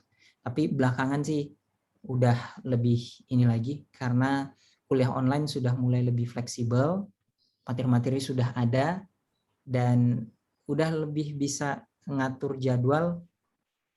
Ya bahkan saya pernah nih yang promotor saya itu dia tahu dia sibuk, mungkin Pak Sahrul juga kenal. Dia waktu saya masih sekolah itu beliau ketua LPPM, kemudian dia editorial in chief jurnal ITB, kemudian dia masih mengajar 12 SKS. Kesibukannya itu minta ampun. Yang dia lakukan apa, Bu? Dia ngantor jam 7. Jam 7 pagi dia ngantor, dia sediakan waktunya jam 7 sampai jam setengah 9 untuk bimbingan S3. 7 sampai setengah 9, karena kantornya di annex itu nanti jam 8, jam setengah 9. Jadi jam 7 sampai setengah 9 dia temenin kami, sok mau nanya apa. Nanti jam 2 dia balik lagi. Jadi betul-betul setiap hari dan seperti itu. Dan di hari Sabtu dia sediakan setengah hari khusus untuk riset. Jadi nggak ada mengajar, nggak ada kegiatan lain-lain kecuali riset. Jadi dari jam 7 pagi sampai jam 12 siang. Saya masih ingat sekali itu. 7 pagi sampai jam 12 siang, pure riset. Semua tuh mahasiswanya berbondong-bondong datang untuk ngeriset. Jadi seperti itu. Jadi ada sesuatu yang harus dikorbankan, karena kalau hanya mengandalkan jam kerja kita yang dari jam 8 sampai jam 3 sore, rasa-rasanya kuliah online sambil penelitian itu sangat-sangat sulit. Saya rasa seperti itu, Bu Nurjana. Terima kasih, Bu. Pak Sarul. Baik, terima kasih Pak Dipo. Saya mohon maaf pada, saya sebutnya ini Abang Jun dan Bang Jamal, ini ternyata satu yang terlewatkan tadi, ada chat pribadi ke saya, WA. Ya, ini mohon maaf, saya harus sampaikan karena saya sudah janji ke beliau tadi.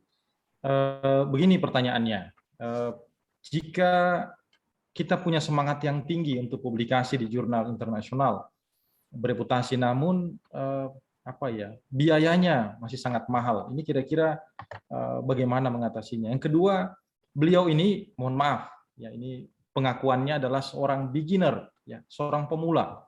Apakah langsung publikasi ke internasional atau misalnya bertahap dulu? Ini saya mau jurnal paling rendah, kalau ada internasional mungkin ada tingkat lokal, ya jurnal tingkat RT, baru tingkat desa, tingkat dan seterusnya. Mungkin bertahap seperti itu atau boleh langsung ke tingkat bereputasi misalnya. Ya, mohon penjelasan. Ya. Baik, ya terima kasih Pak Sahrul. Ini hal yang sama terjadi dengan rekan-rekan saya di UI. Jadi ada beberapa yang baru memulai menulis, itu saya memberikan saran yang sama. Jadi sebenarnya sih ketika mau menulis ini harus tanda kutip itu harus sadar diri. Tahu kemampuan kita itu ada di mana, jadi kita bisa merefleksikan nanti ini targetnya mau kemana. Kalau kita sadar bahwa metode kita nggak terlalu wah, kebaharuannya kurang, jangan coba-coba dulu deh ke jurnal yang bereputasi. Karena takutnya kalau ditolak melulu, nanti jatuhnya bilang, aduh, kok cuma sampai jurnal susah banget ya, akhirnya nggak nulis lagi sama sekali. Jadi saran saya memang coba mulai dari yang level bawah. Level bawah dalam artian kita bangun reputasi kita dulu. Kita biasakan dulu menulis, bangun reputasi kita. Dan saran saya jangan juga karena masih di awal ya udah jurnal yang ecek-ecek, jangan. Maksud saya tetap pertahankan kualitasnya meskipun kualitasnya itu nggak seperti jurnal yang bereputasi tadi. Jadi mulai mungkin dengan proceeding internasional di konferensi yang reviewnya itu juga reviewnya ketat, coba deh targetnya di situ dulu. Biasakan ketika nama kita udah mulai dikenal, ketika kita submit ke jurnal, dan ini yang saya biasa lakukan. Ketika saya mereview sebuah artikel dan kebetulan bukan anonimus, saya akan lihat dulu siapa sih yang nulis ini. Dia udah pernah nulis tentang ini enggak? Dan saya akan cek dia udah pernah nulis nih. Oh, metodenya masih sama. Jadi saya akan cek history dia seperti apa. Jadi seperti itu. Jadi coba bangun dulu reputasi Bapak dan Ibu. Kalau yang masih mau memulai, jangan langsung tembak jurnal yang berat itu. Karena ya mudah-mudahan kalau Bapak cobain ditembak kemudian lolos, alhamdulillah. Tapi kalau tidak, coba mulai berangkat dari bawah. Nah, masih pertanyaan yang sama, gimana kalau harus bayar? Nah, ini agak tricky sih sebenarnya kalau mau dibilang. Jadi ada yang bilang jurnal itu kalau berbayar, wah itu predator. Enggak seperti itu sebenarnya Bapak Ibu. Jadi jurnal kalau berbayar, apalagi kalau yang di bawahnya Elsevier. Jadi mereka menyebutnya itu gold access. Gold access itu artinya apa? Paper Ibu, paper Bapak, kalau diterima, itu akan menjadi paper yang direkomendasikan untuk dibaca sama orang yang baru membuka website mereka untuk bidang itu. Dia akan direkomendasikan ke sana. Jadi dia akan berusaha untuk mempublikasikan paper Bapak dan Ibu supaya dikenal oleh orang lain, dan itu free to access. Free to access. Jadi orang bisa mendownload tanpa harus bayar. Jadi uang Ibu Bapak yang misalnya bayarnya itu, saya pernah bayar itu sampai $2.500, hampir 50 juta saya bayar. Kenapa? Karena terbitnya itu di scientific report. Scientific report itu di bawahnya publishernya Nature. Kalau udah di bawahnya Nature itu pasti semua berbayar dan itu citasinya tinggi, Jadi kapan masuk di situ itu tinggal nunggu waktu, nanti citasi akan tinggi karena entah bagaimana caranya jurnal itu bisa apa ya? Membuat artikel kita itu asalkan kontennya benar ya. Karena kan dia juga udah lewat proses review yang berat. Itu publikasinya di sana rata-rata jumlah citasinya itu tinggi. Jadi itu yang mereka tawarkan dengan membayar itu. Jadi bagaimana paper kita nanti itu bisa dengan mudah diakses oleh orang lain. Nah, gimana untuk membayar itu? Nah, itulah pentingnya dana riset, Bapak Ibu.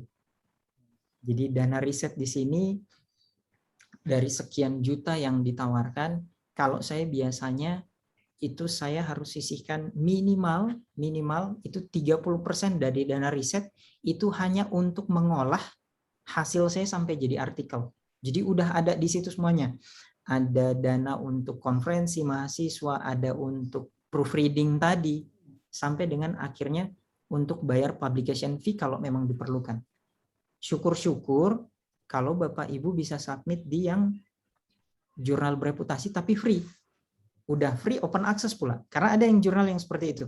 Jadi dia gratis untuk submitnya dan dengan berbaik hatinya dia open access ke orang lain. Itu beberapa jurnal Elsevier seperti itu. Jadi saran saya kalau memang ada dananya ya silahkan dicobain yang open access, ya harus bayar, tapi kalau enggak ya mulai dulu deh dari bawah mungkin seperti itu. Saya harap menjawab Pak Sahrul. Ya. Baik, terima kasih Pak Dipo. Untuk Ibu Sofia, saya kira di UNTAD ini ada IPCC, ya. Kemudian di FKIP, ya, kita sama-sama di FKIP itu juga pimpinan menyediakan fasilitas untuk itu. Jadi kalau berbayar ya mungkin bisa lapor Pak Dekan. Baik, selanjutnya ini sudah ada dua penanya tadi sudah ingin bertanya. Saya mohon maaf ini berdasarkan urutan abjad ini Bang Jun. JA dulu baru JU Pak. Pak Jamaluddin Sakung, ya. Ini kebetulan nama beliau dua-duanya dimulai dengan huruf J, ya Pak Jamaluddin Sakung dan Pak Dr. Junaidi. Jadi Pak Dr. Jamaluddin Sakung dulu. Silakan Pak Jamal. Ya, terima kasih Pak Dr. Sarul, Pak Dr. Dipo Aldilah yang saya hormati dan saya banggakan. Saya ini mohon maaf ini Pak Dipo, saya bukan di Palu sekarang ini, saya lagi di Ampana. Saya ada tugas dari Tadulako di Ampana karena saya dapat chat dari Pak Sarul ini tentang kegiatan ini dan Pak Dipo sendiri yang menyampaikan. Saya sangat apresiasi sama Dinda saya ini ya. Jadi kalau saya kakak dari Pak Sarul, jadi saya panggil Dinda aja lah supaya bisa rileks. Karena sudah sering diceritakan lah ya, karena saya satu ruangan dengan ayahanda ya. Jadi di FKIP itu satu ruangan saya, jadi sering dicerita. Nah, saya ingin sebenarnya banyak hal yang saya ingin tahu dari Adinda ini ya, walaupun umur tidak menentukan bahwa keberhasilan itu ya. Jadi saya sangat bangga. Mungkin saya juga sedikit sharing ya, seperti apa yang disampaikan tadi. Saya belum puas sampai hari ini karena beberapa artikel saya itu memang saya yang buat artikel tulisannya, tapi biasanya ketika saya sampaikan sama teman yang sebidang dengan saya dan dia punya pengalaman untuk publish, selalu diminta, gimana Pak Jamal kalau saya yang publish saja? Saya bilang oke lah, masukkan aja namanya situ. Nah, ini ada, jadi yang Scopus itu ada tulisan saya Scopus ada 4, kemudian artikel internasional yang pernah saya buat ada 3, jadi sudah 7 tulisan saya internasional. Memang saya yang buat artikelnya. Kemudian kalau bahasa Inggrisnya kan tidak ada, menurut saya tidak ada masalah sampai hari ini ya, karena saya dibantu oleh lembaga bahasa, kemudian saya proofreading ke Australia. Jadi mungkin itulah yang menyebabkan tulisan saya itu sampai hari ini saya belum merasakan bahwa tulisan saya itu ditolak. Nggak pernah. Jadi mungkin teman saya yang mempublish itu menjawab apa pertanyaan dari redaksi atau dari reviewer ya, tapi sampai hari ini saya tidak punya masalah ataupun tidak kendala tentang publish saya. Nah, kemudian untuk keuangan juga menurut saya tidak ada masalah karena saya sudah beberapa kali sudah dapat bantuan dana seperti yang disampaikan Pak Dr. Sahrul, bantuan dana dari FKIP sudah pernah, kemudian yang terakhir publish saya itu, yang ketiga itu dapat bantuan dana dari IPCC ya, itu 7 juta jurnalnya, itu dibayar tunai itu. Jadi menurut saya tidak ada masalah, cuma saya sampai hari ini kepedean saya itu belum ada, jadi nggak pede untuk mensubmit sendiri. Nah ini kebetulan ini baru-baru lagi saya, ini tulisan saya yang terakhir ini Pak Dr. Sahrul, minggu lalu saya tulis, saya sampaikan teman saya di Unhas, kebetulan sebidang dengan saya, dan dia sering memang publish. Dia bilang, sini saja Pak Jamal, saya jadi autor korespondennya aja. Nah, saya bilang, ambil aja, enggak apa-apa.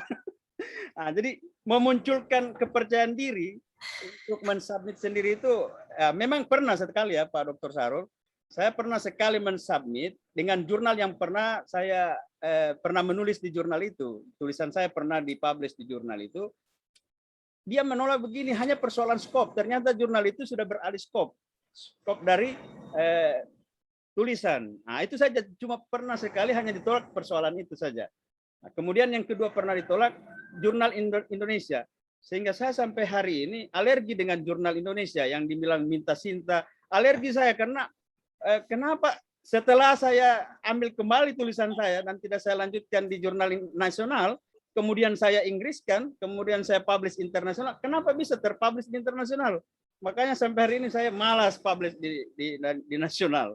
Jadi itu kira-kira ya. Jadi mungkin ada sharing bagaimana menurut Pak Dipo tentang yang saya alami ini, apakah harus, ya memang pede ya, harus itu utama mungkin ya. Jadi kepedean itu yang belum ada buat saya. Mungkin karena mohon maaf ya, kami ini kan Pak Dr. Sahrul, kita ini alumni dalam negeri, jadi saya malu-malu lah berbuat, mungkin masih malu menulis surat untuk submitnya itu. Jadi itulah persoalannya mungkin ya.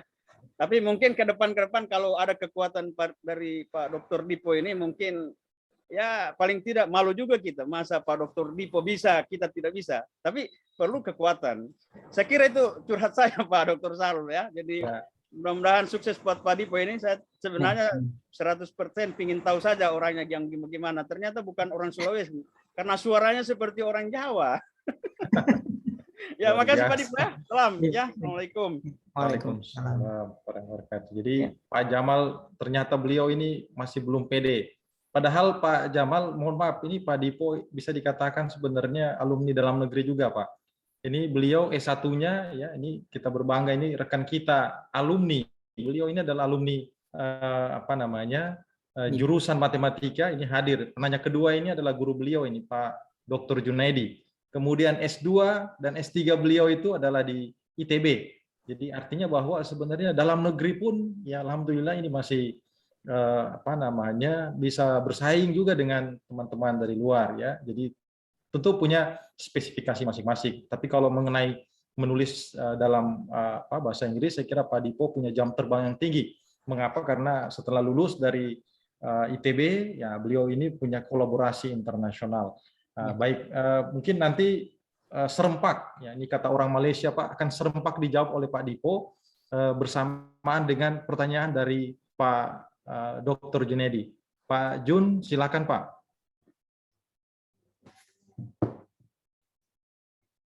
Baik, langsung ya, terima kasih. Saya panggil Pak Dipo ini harus. Ya, alhamdulillah saya senang sekali. Yang pasti Pak Sahrul, Pak Dipo ini pintar, tapi saya lebih pintar karena saya pernah mengajar. Dia pun pernah mengajar saya. Tapi kali ini saya harus belajar sama beliau gitu ya. Ya baiklah, mungkin langsung saja. Ada dua hal yang ingin saya minta di-sharing dari pengalamannya Pak Dipo ini, Pak Sahrul. Ya, yang pertama masalah jurnal yang Scopus yang Q1, Q2 gitu misalnya. Saya pernah submit di Q1, ya kan, itu terus ditolak. Terus saya lihat lagi kan, mungkin waktu itu masih awal, terus saya belum ini coba terus mencari tahu. Saya lihat sepertinya impact factor ataupun H indeksnya tuh lebih tinggi. Nah, itu yang ingin saya tanya, apakah memang ada pengaruh. Kemudian karena saya merasa yakin bahwa di situ ada novelty-nya, kontribusi saya, jadi saya nggak mau sembarangan. Saya tetap mencari yang Q1. Dan tapi saya lihat di situ impact faktor sama H-indeksnya memang lebih rendah sedikit dari yang pertama. Dan alhamdulillah dengan proses yang cukup panjang akhirnya keterima. Nah, kemudian saya pernah submit lagi, itu di jurnal Q1 lagi saya coba, prosesnya cukup cepat juga, ya kan, sekitar 1 bulanan, tapi di situ decline. Tapi dia menyarankan untuk masukkan ke jurnal yang lain, gitu. Tetapi setelah saya cek, ternyata jurnal itu Q2, tapi dengan H-index dan impact factor yang juga tinggi.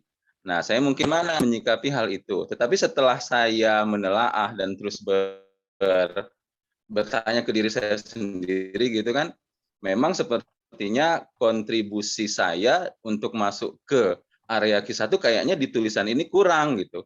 Jadi kok saya lebih menerima gitu, nggak apa-apa deh ke Q2-nya yang dia anjurkan gitu.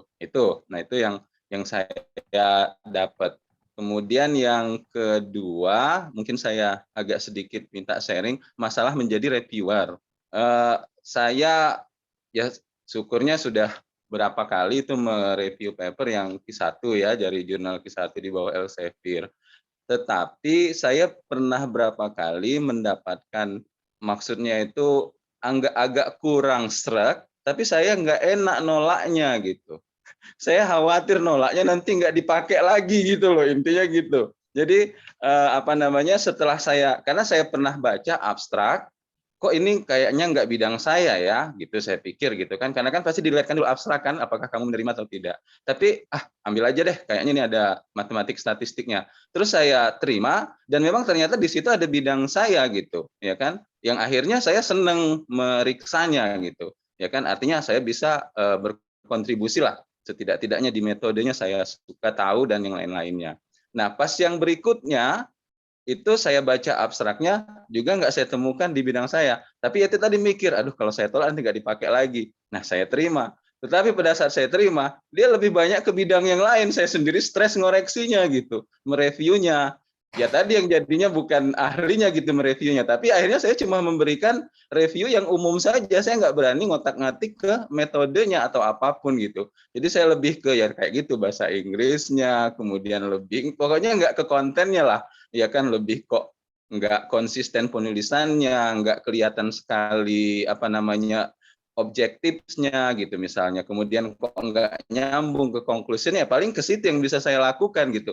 Tapi saya sendiri merasa unhappy lah, ya walaupun tetap dapat sertifikat seneng gitu kan dari Elsevier, tapi nggak happy yang seperti yang memang kalau memang itu bidangnya. Nah kira-kira gimana itu mensiasati hal seperti itu, karena kalau mau ditolak ya itu tadi, saya sayang juga gitu, nanti siapa tahu nggak kepake lagi, kasihan gitu kan, kesempatan gitu ya. Itu saja mungkin, terima kasih.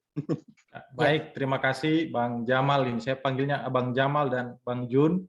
Ini keduanya ini berkaitan dengan perasaan. Satu tadi rasa percaya diri, yang satu rasa nggak enak. Nah, silakan saya panggilnya Bung Dipo. Silakan Bung Dipo untuk menanggapi ini kedua pertanyaan dari peserta diskusi. Silakan, Pak. Baik, terima kasih Pak Sarul. Jadi saya coba jawab satu persatu. Mohon izin Pak Jamal, Pak Jun. Jadi, yang tadi Pak Jamal alami itu, kalau saya bilang itu kebetulan teman Bapak itu udah punya historical yang cukup baik. Makanya dia pede kalau nama dia diikutkan sebagai corresponding author, paper itu akan diterima. Jadi dia udah punya rekam jejaknya itu bagus. Jadi biasanya sih memang seperti itu Pak. Kalau kita mau mereview artikel, kita lihat dulu. Ini dari sekian banyak author ini, ada nggak orang yang sudah punya nama di bidang itu? Kalau udah ada nama seseorang di sana, itu udah jaminan kualitas. Minimal seperti itu secara sekilas kita melihat. Apalagi kalau yang punya nama itu adalah si corresponding author. Wah, udah itu peluangnya lebih besar dibandingkan kalau dari semua nama itu nggak ada orang yang nama ahlinya, atau misalnya kalau nama ahlinya itu ya tidak jadi corresponding author. Misalnya seperti itu. Tapi itu nggak selalu seperti itu sih, karena biasanya juga mereka-mereka yang sudah punya nama besar itu cukup minta, ya udah saya kontribusi, taruh nama saya paling belakang aja nggak apa-apa. Biasanya ada yang seperti itu. Jadi apa yang Pak Jamal rasakan itu sebenarnya teman Bapak dalam tanda kutip menjual rekam jejak dia. Makanya dia bisa cukup pede untuk mensubmit. Nah, saran saya ke Bapak, jangan teman Bapak melulu yang jadi corresponding author. Sekali-sekali Bapak yang jadi corresponding author, teman Bapak cukup jadi nama kedua, nggak apa-apa. Jadi kalau ternyata Bapak misalnya tidak cukup pede untuk menulis surat, barengan Pak, belajar dari beliau, minta ditemenin untuk nulisnya. Karena kalau selalu beliau yang jadi corresponding author, nanti yang rekam jejaknya bagus justru makin bagus dia, Pak. Bapaknya jadi ketimpa. Jadi karena biasanya saya kalau melihat artikel, saya bukan lihat nama pertamanya, Pak. Saya lihat siapa corresponding authornya. Karena corresponding author pasti dia yang paham isinya. Dia paham isinya, makanya dia yang akan bertanggung jawab kalau seandainya artikel itu suatu saat mau ditanyain isinya, mau ditanya, oh ini kurangnya ada di sini loh. Nanti konfirmasinya ke siapa? Bukan ke nama pertama, Pak. Tapi ke corresponding author. Jadi kalau boleh ke depannya, Bapak beraniin diri untuk jadi corresponding author. Ajak teman yang tadi itu ya jadi penulis kedua aja, jangan dia yang corresponding author, karena ya itu yang tadi saya bilang. Kalau saya pribadi dan beberapa rekan-rekan itu memang yang menjadi corresponding author itu lebih terkesan dia yang dalam tanda kutip dia yang menyetujui atau tidak paper itu disubmit atau tidak. Dia yang final decision-nya itu ada di dia, di corresponding author, karena dia akan yang melakukan submission. Bukan penulis pertama, Pak. Jadi itulah sebegitu krusialnya si corresponding author itu di situ. Jadi ya itu saran saya tadi. Kemudian kolaborasi, Pak. Nah ini kolaborasi ini yang tadi saya sempat bilang di awal, makin banyak author dalam artikel itu, maka seharusnya itu sejalan dengan makin terjamin kualitas artikel itu. Karena banyak mata yang melakukan proses review sebelum paper itu disubmit. Makin banyak, makin multidisiplin, makin multinasional, bukan hanya dari dalam negeri tapi juga dari luar negeri, itu menjadi poin plus dari artikel. Apalagi beberapa artikel itu saya pernah lihat dia ini kebetulan promotor saya yang cerita, beberapa jurnal di Elsevier itu ada kecenderungan inginnya artikel itu multinasional. Jadi bukan cuma dari satu negara, dia pengen lebih dari satu negara. Artinya paper itu ada keseriusan di sana. Ketika lebih dari satu negara. Oke, kalau nggak bisa satu negara, ya udah minimal lebih dari satu universitas. Kalau itu terjadi, peluang untuk, saya tidak mengatakan bahwa ini berlaku untuk semua, tapi setidaknya ada beberapa jurnal itu menaruh poin plus di sana.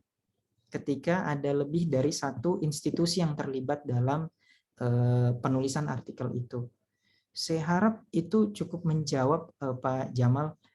Kemudian dari Pak Jun, nih saya masih ingat Pak, dulu kayaknya Bapak ada yang jadi dosen pembimbing wali akademik saya. Sebelum akhirnya Bapak pergi sekolah. Betul. Iya, baik. Sampai mau skripsi. Iya, baik. Baik, masalah impact factor, Pak. Betul, impact factor makin tinggi, itu makin krusial. Bahkan kalau saya pribadi, sebenarnya impact factor itu lebih apa ya? Lebih, kalau saya pribadi ya, impact factor itu lebih krusial ketimbang kuartilnya. Impact factor yang tinggi, dia masuk misalnya impact faktornya itu 3, sekian, artinya rata-rata satu artikel di jurnal itu disitasi lebih dari 3 artikel. Jadi kan tingkat citasinya tinggi. Jadi kalau dikatakan jurnal Q2 tapi impact faktornya tinggi, pasti berat, Pak. Pasti berat, karena impact faktornya tinggi. Nah, tapi tidak selalu menjamin bahwa, dan yang tadi masalah kuartil tidak selalu menjamin kuartil tinggi impact faktor tinggi, nggak selalu, karena ada beberapa, saya tidak tahu definisi secara jelas kuartil itu bagaimana cara menghitungnya, karena saya pernah dapat ada satu jurnal, mungkin Pak Jun pernah publish di sana, saya juga pernah publish di sana, jurnal itu di bawah Elsevier namanya Helion. Helion itu dia baru 1 tahun dirilis, itu tahun kedua dia langsung Q2, tahun ketiga langsung Q1. Setelah saya telusuri, saya diskusi sama mantan promotor saya itu, dan kebetulan kami ketemu dengan editorial in chief-nya di Italia. Ternyata teman kami. Jadi cara dia untuk sampai bisa kuartil 2, kuartil 1, itu yang jadi itu editorial in chief-nya itu, wah itu the down-code-nya ilmu-ilmu yang memang mereka jadi spesifikasi di sana. Jadi hanya dalam 2 tahun, dalam 3 tahun mereka udah Q1. Meskipun impact faktornya belum tinggi, Pak. Tapi sekarang impact faktornya udah terus naik exponentially increasing, incredible increasing, itu karena yaitu orang terpancing dengan Q1-nya mereka. Dan memang saya akui proses reviewnya juga itu sangat-sangat lumayan ketat di sana. Jadi impact faktor tinggi itu pasti, kuartil ya, tapi kalau saya pribadi ya kita tidak harus sepakat Bapak Ibu, tapi kalau menurut saya kuartil itu tidak sekrusial impact faktor. Dan yang ketiga, setahu saya ini yang jadi persyaratan dari Dikti, ada SJR rankingnya. Bapak Ibu bisa buka di Simago, lihat SJR-nya. SJR-nya itu biasanya kalau nggak salah Dikti itu minta lebih dari 0, sekian deh baru dia bisa akui sebagai jurnal bereputasi. Saya lupa berapa standarnya, tapi biasanya sih impact faktor tinggi itu SJR-nya juga tinggi sih biasanya. Seperti itu Pak, masalah impact faktor. Terus, nah kalau paper Bapak ditolak, disarankan ke jurnal lain. Saya juga beberapa kali dapat yang kayak gitu. Itu dia sedang, biasanya sih mereka kerjasama Pak, kerjasama antara lebih dari satu jurnal, itu kerjasama. Kalau kamu tolak, coba oper ke saya, siapa tahu saya bisa terima di sini. Biasanya seperti itu. Atau si publisher sedang ingin mempromosikan jurnalnya yang baru dirilis, jadi disarankan ke jurnal baru ini. Itu bisa terjadi Pak. Tapi boleh nggak nolak? Boleh, tentu saja boleh Pak. Nolak nggak masalah, disampaikan aja bahwa bidangnya nggak sama, jadi tolak saja. Terus kalau mau jadi reviewer, kalau reviewernya, kalau saya bilang Pak, nulis menjadi reviewer itu 11-12 sama kayak nulis artikel sendiri. Karena kita harus studi literatur lagi. Ini artikel yang kita mau review ini, dia mengklaim dia original. Benar nggak sih original?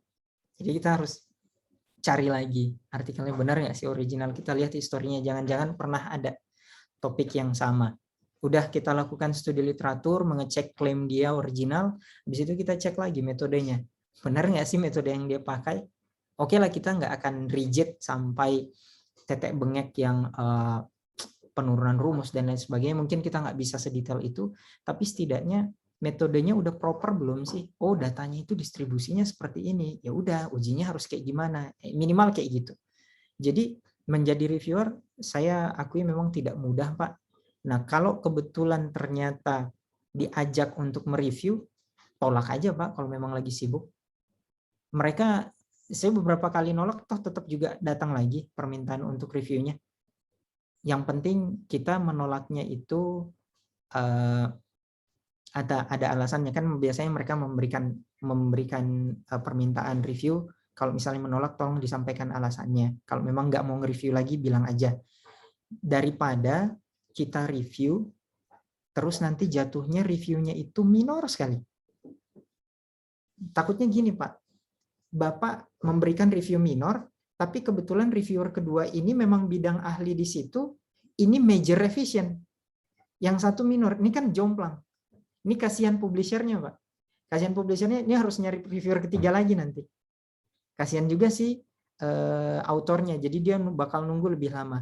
Nah, kalau seandainya itu yang terjadi, kan kasihan bapaknya, kasihan si jurnalnya, kasihan juga si autornya nunggunya lama. Jadi, kalau saran saya ditolak, tolak aja Pak. Toh masih bakal datang lagi kok permintaan review. Senang-senang aja sih jurnal itu kalau suruh nge-review, Pak. Toh nggak dibayar. Iya, baik. Saya rasa sudah menjawab Pak Jun, Pak Jamal. Mudah-mudahan puas dengan jawaban saya. Terima kasih, Pak Sahrul. Baik, terima kasih. Tidak terasa waktu kita ini berdiskusi sudah 1 jam 43 menit. Luar biasa. Dan sebelum kita akhiri, satu pertanyaan di kolom chat tersisa dari Ibu Dr. Yuliasmi Rahman. Beliau ini adalah dosen di jurusan Elektro, Fakultas Teknik Universitas Tadulako. Beliau bertanya ini apakah, ya kira-kira kalau saya bahasakan dengan bahasa saya ini adalah begini, apakah kita itu istiqomah dengan bidang kita atau bisa atau boleh kita nyerempet-nyerempet? Maksudnya kita mengikuti tren atau isu yang sementara hangat dibicarakan. Nah, kira-kira seperti itu, Pak Dipo. Bagaimana menurut pendapat Bapak tentang itu? Silakan. Terima kasih Pak Sahrul. Jadi kalau masalah ditanya mau istiqomah nggak, Bu? Ya kalau agak tricky jawabnya ini. Kalau mau istiqomah, kalau Ibu sangat perfeksionis dengan bidang ilmu Ibu, istiqomah aja, Bu. Masalahnya biasanya kalau bidang itu tidak sedang dibutuhkan dalam tanda kutip oleh pemerintah, itu alokasi dana untuk penelitian itu kurang. Jatuhnya gitu. Jadi nanti jatuhnya ketika Ibu tetap memaksakan di bidang itu yang sedang, tanda kutip lagi, sedang tidak terlalu dianggap krusial oleh pemerintah, akibatnya nanti penelitian yang Ibu ajukan itu mentok-mentoknya masih di riset dasar. Kalau mentoknya cuma di riset dasar, ya dari sisi pendanaan tentu kurang, tidak akan besar. Berbeda dengan yang risetnya itu dari riset terapan. Gitu. Nah, dan ini hal yang terjadi. Saya punya beberapa rekan itu udah profesor. Profesornya itu bidang matematika teori. Tapi karena pemerintah sedang butuh banyak perspektif dalam ilmu kesehatan, dia banting setir ke ilmu kesehatan. Jadi akhirnya bidangnya mirip dengan saya. Tapi bidang teorinya itu tetap dia jalankan meskipun itu tidak lagi jadi yang utama. Itu jadi ya dia menjalankan itu sebagai passionnya dia aja di sana. Jadi silahkan kalau Bapak Ibu mau istiqomah, monggo silahkan istiqomah. Cuma resikonya di sana, Bu. Kalau bidang itu tidak terlalu dirasa krusial pemerintah ya, punten kalau seandainya nanti ternyata tidak didanai seperti itu. Nah, biasanya sih kalau yang di universitas besar itu cukup terobati mereka-mereka yang masih pengen istiqomah karena ada dana penelitian dari universitas, bukan dari dana, dan dari dana universitasnya itu hampir sama besarnya dengan dana dari Dikti. Jadi yang mereka mah tetap aja istiqomah, teori yang seperti itu masih tetap jalan. Tapi kalau seandainya Ibu misalnya mau banting setir, jangan tanggung-tanggung, Bu. Banting setirnya jangan setengah-setengah. Kalau banting setir beneran fokus ke sana supaya ya juga bisa jadi passion Ibu juga di sana nanti. Saya harap cukup menjawab Pak Sahrul dan Ibu. Terima kasih. Baik, terima kasih Pak Dipo. Jadi Ibu Yuli ini saya kira itu adalah sebuah pilihan. Ya, jadi kalau yang tadi dua abang saya itu adalah perasaan, yang ini adalah pilihan. Jadi Ibu memilih apakah tetap berada dalam jalur penelitian Ibu atau Ibu misalnya coba, ya itu kan sebuah pilihan, mencoba untuk sedikit beralih kepada jalur yang mungkin dianggap ada kontribusinya untuk pengembangan ilmu pengetahuan. Baik Bapak Ibu sekalian, seperti saya sebut tadi bahwa waktu ini kita tidak terasa 1 jam 48 menit ya, ini diskusi kita ini berlangsung, dan pada kesempatan sore ini ya mungkin kita akhiri dulu diskusi kita karena seperti tadi disebut begitu banyak tugas-tugas kita, dan tentu saja kami yakin Pak Dr. Dipo Aldila ini juga punya banyak tugas, dan alhamdulillah beliau mau sedekahkan waktunya untuk kita ya, berbagi untuk peneliti-peneliti Indonesia yang ingin maju dan ingin berkontribusi untuk kemajuan bangsa ini. Dan saya mewakili teman-teman dari Physical Society of Indonesia atau Himpunan Fisika Indonesia cabang Sulawesi Tengah khususnya mengucapkan terima kasih, dan saya ya selaku ketua PSI menyerahkan sertifikat ya penghargaan kepada beliau, dan mohon panitia untuk difasilitasi ya.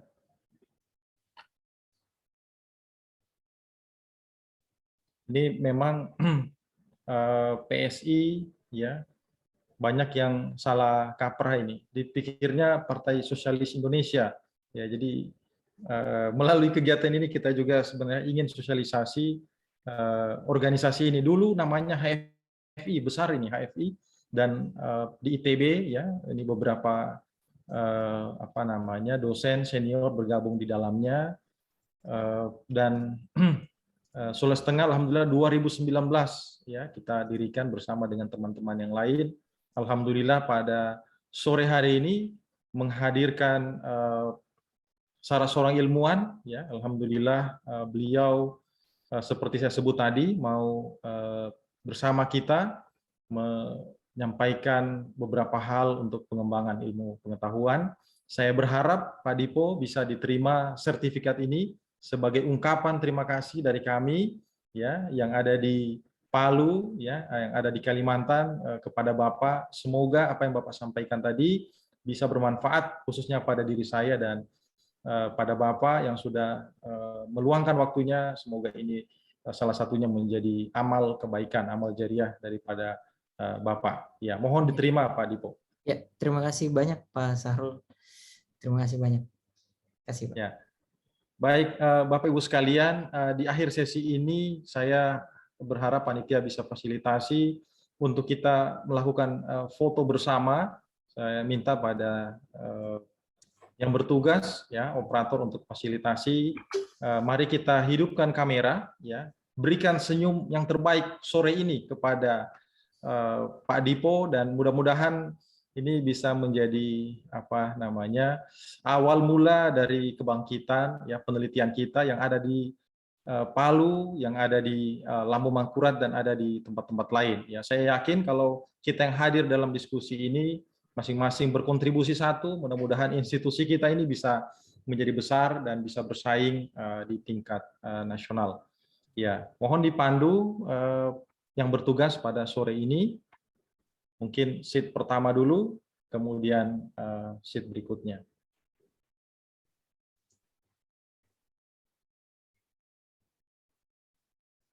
Oke, baik. Sheet pertama, kemudian dua sheet kedua.